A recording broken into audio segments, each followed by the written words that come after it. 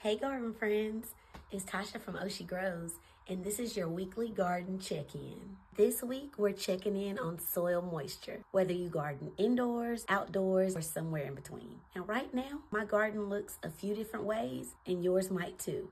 Now for my outside beds, it's really cold outside, so they're basically frozen. So I don't necessarily do a hands-on check with those. I just look around for any spots that don't drain well and where there's any water that's pooling. Now for my indoor plants, I don't guess. I actually touch the soil below the surface of the soil to make sure that it's dry before I do any watering. Now for my protected beds that are covered with a cold frame or greenhouse plastic, the moisture can be a little bit sneaky. Now I say that because they're not getting rain, but they also don't dry out as quickly. So when you check them, you have to be careful and definitely use your hands. And notice your habits.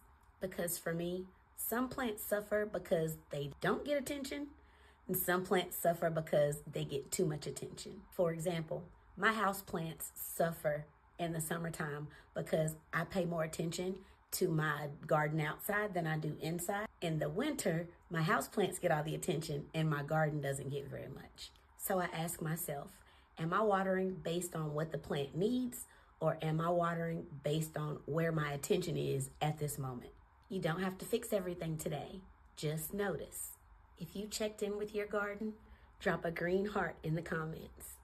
And I'll see you next week for our weekly garden check-in. Bye.